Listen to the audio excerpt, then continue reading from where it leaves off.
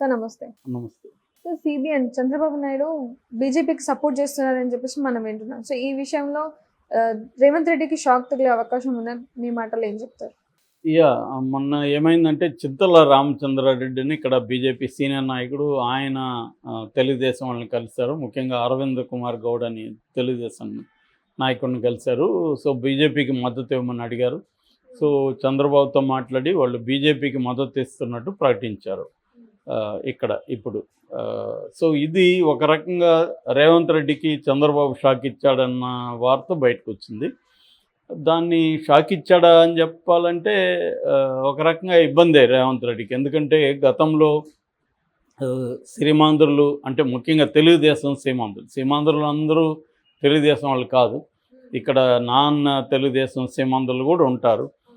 వైసీపీని సపోర్ట్ చేయొచ్చు, ఇంకొకటి లేదా తటస్థంగా ఉండొచ్చు, కాంగ్రెస్ వాదులు ఉండొచ్చు, కాని వాళ్ళు ఉండొచ్చు, బీజేపీకి సపోర్ట్ చేసే సీమాంధ్రులు ఉండొచ్చు, ఇలాగ రకరకాలుగా ఉంటారు. కానీ ఇక్కడ మనం మాట్లాడుకునేది ఏంటంటే తెలుగుదేశాన్ని సపోర్ట్ చేసే సీమాంధ్రులు ఇప్పుడు రేవంత్ రెడ్డికి ఓటేయద్దు అని వాళ్ళు పిలిపిస్తున్నట్టుగా మనం అర్థం చేసుకోవాలి.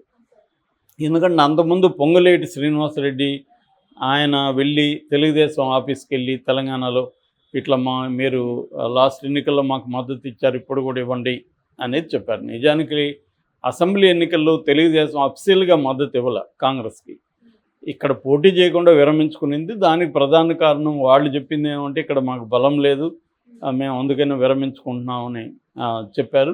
దానికి నిరసనగా ఇక్కడ చాలామంది రిజైన్ చేసేసి కూడా వెళ్ళారు. కాసాని జ్ఞానేశ్వర్ తెలంగాణ తెలుగుదేశం అధ్యక్షుడు ఆయన కూడా ఓపెన్గానే కాంగ్రెస్కి సపోర్ట్ చేస్తున్నారు వాళ్ళు, అందుకని నాకు ఇష్టం లేదని బీఆర్ఎస్లో పోయి చేరాడు ఆయన. అయితే హైదరాబాద్ చుట్టుపక్కల మాత్రం చంద్రబాబు మాట ఎవరు విన్నట్లేదు. అంటే పైకి అఫీషియల్గా సపోర్ట్ చేయకుండా మేము తటస్థంగా ఉంటామని చెప్పినా లోపల తెలుగుదేశం వర్గాలందరూ కూడా రేవంత్ రెడ్డిని గెలిపించండి, రేవంత్ రెడ్డి మనోడు అని ఓన్ చేసుకున్నారు. జీవితంలో ఎప్పుడూ కాంగ్రెస్కి ఓటు వేయిన వాళ్ళు కూడా వేస్తున్నామని కొంతమంది చెప్పారు. ముఖ్యంగా ఈ వాట్సాప్ గ్రూపులు ఇవన్నీ విపరీతంగా షేర్ చేసుకున్నాడు, కాంగ్రెస్ని గెలిపించండి, కేసీఆర్ని ఓడించాలి అని. దానికి ఒక కారణం ఏంటంటే కేటీఆర్ కావచ్చు, హరీష్ రావు కావచ్చు, వీళ్ళందరూ బిగినింగ్లో చంద్రబాబు అరెస్ట్ మీద జోకులు వేయడం, చంద్రబాబు అరెస్టుకు నిరసనగా ఇక్కడ ఐటీ సెక్టర్లో ఎంప్లాయీస్ నిరసన తెలియజేస్తే దాన్నంతా కూడా తొక్కేసేయడం, వాళ్ళ మీద కేసులు పెట్టడం, దాని గురించి కూడా సివియర్గా మాట్లాడడం, ఇదన్నీ ఏంటంటే ఒక రకంగా తెలుగుదేశానికి బీఆర్ఎస్ యాంటీ అనే ఫీలింగు వచ్చింది. దాని తర్వాత వాళ్ళు మేల్కొన్నారు, తప్పు తెలుసుకొని వాళ్ళు కూడా చంద్రబాబు అరెస్ట్ని ఖండించడం ఇవన్నీ చేస్తారు. కానీ అప్పటికే చేజారిపోయింది. సో ఈ కాంటెక్స్ట్ నిజానికి రేవంత్ రెడ్డి కూడా ఏం బిగినింగ్ ఖండించలేదు.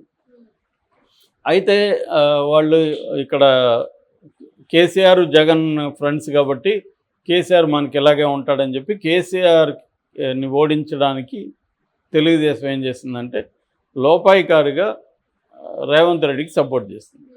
సో కానీ హైదరాబాద్ చుట్టుపక్కల ఈ పిలుపుకు పెద్దగా స్పందించినట్టే కనబడదు.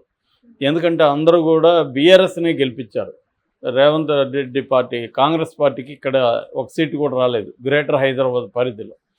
సో కానీ ఇటు నల్గొండ కావచ్చు, ఖమ్మం కావచ్చు, నిజామాబాద్లో బోధన్ ఇలాంటి ఏరియాలో ఎక్కడెక్కడైతే తెలుగుదేశం క్యాడర్ కానీ అభిమానులు ఉన్నారో వాళ్ళు మాత్రం కాంగ్రెస్కి ఆ ఏరియాలో వేశారు. కానీ అర్బన్ సెంటర్స్లో మాత్రం సీమాంధ్రులు ఇక్కడ ఉన్నోళ్ళు అందరూ కూడా దాదాపు బీఆర్ఎస్ని సపోర్ట్ చేశారు. దానికి కారణం ఏంటంటే కేసీఆర్ ఎప్పుడు కూడా అంత ఉద్యమాల్లో అంత ఉద్రిక్తతలు ఉన్నప్పుడు కూడా సీమాంధ్రుల మీద ఫిజికల్ అటాక్ చేయడం కానీ థ్రెట్ క్రియేట్ చేయడం కానీ చేయలేదు. ఆ విషయంలో ఖచ్చితంగా కేసీఆర్ని మెచ్చుకోవాలి.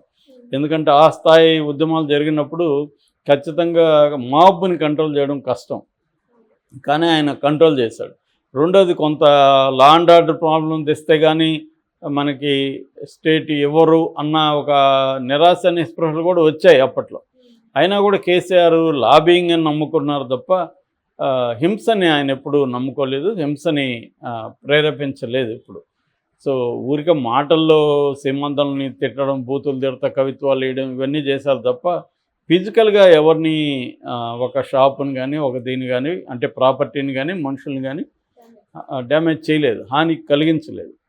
సో అందువల్ల ఇది ఉన్నారు. తర్వాత కూడా ఈ 10 ఏళ్లలో కూడా సీమాంధ్రులకి పెద్ద పెట్టేశారు, సీమాంధ్రుల వ్యాపారాలని ప్రోత్సహించారు, సీమాంధ్రులకి ఏమైనా ఇష్యూస్ ఉంటే డీల్ చేశారు, రియల్ ఎస్టేట్లో వాళ్ళకి ఏ కావాల్సి ఉంటే చూసుకున్నారు, ఇవన్నీ చేశారు. దానివల్ల వాళ్ళకు కూడా లాభం పొందవచ్చు, అది వేరే విషయం. ఏదేమైనా సీమాంధ్రులకి బీఆర్ఎస్ వల్ల లాభం తప్ప నష్టం జరగలేదు.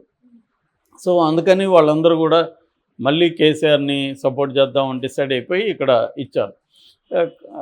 కాకపోతే జిల్లాల్లో ఖచ్చితంగా కాంగ్రెస్కి మేలు జరిగింది.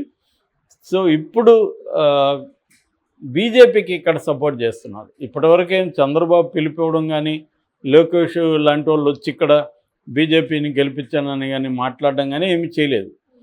ఓన్లీ తెలంగాణ పార్టీ మాత్రం ఇచ్చింది. సో దీన్ని బట్టి నిజంగానే మనస్ఫూర్తిగా బీజేపీకి వాళ్ళు ఇస్తున్నారా, ఊరికే బీజేపీకి సపోర్ట్ అని చెప్పి లోపాయికారిగా మళ్ళీ రేవంత్ రెడ్డిని గెలిపించానని అంటే ఆయన ఓట్లు వేయండి ఆ పార్టీకి ఇస్తున్నారా అనేది మనకి చూడాలి మనం. ఎందుకంటే నిజానికి ఇక్కడ బీజేపీని గెలిపించానంటే వాళ్ళు ఎవరన్నా పెద్ద స్థాయిలో ఉండేవాళ్ళు చెప్పాలి కదా.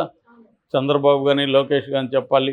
ఇటు పవన్ కళ్యాణ్ కూడా సైలెంట్గా ఉన్నాడు. పవన్ కళ్యాణ్ ఏమో లాస్ట్ టైము పొత్తు పెట్టుకున్నాడు, 8 చోట్ల ఉమ్మడి అభ్యర్థుల తరపున జనసేన నిలబడ్డారు.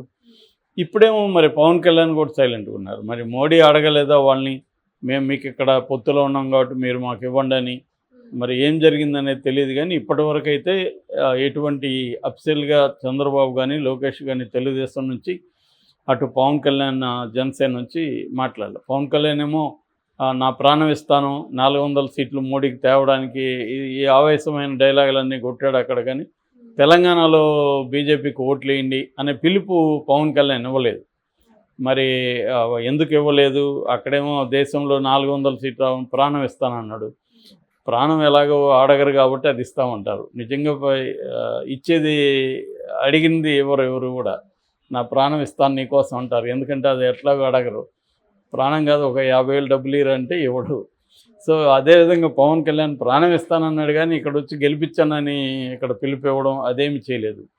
మేబీ ఇక్కడ అధికారంలో రేవంత్ రెడ్డి ఉన్నాడు కాబట్టి రేవంత్ రెడ్డికి కోపం తెప్పించడం ఇష్టం లేదు ఇక్కడ. ఎందుకంటే వాళ్ళ ఆస్తులు వ్యవహారాలు అన్నీ ఉంటాయి ఇక్కడ. ఇటు చంద్రబాబుకైనా ఉంటాయి, ఇటు పవన్ కళ్యాణ్కైనా ఉంటాయి. కాబట్టి ఇక్కడ అధికారంలో ఉన్న వాళ్ళతో వాళ్ళు గొడవ పెట్టుకోవడానికి ఇష్టం లేకపోవచ్చు కూడా. సో అది కూడా ఒక కారణం ఉండొచ్చు. కానీ మరి మోడీ కానీ అమిత్ షా కానీ దీని మీద స్ట్రెస్ చేయలేదా, కండిషన్ పెట్టలేదా అనేది తెలియదు మరి అది.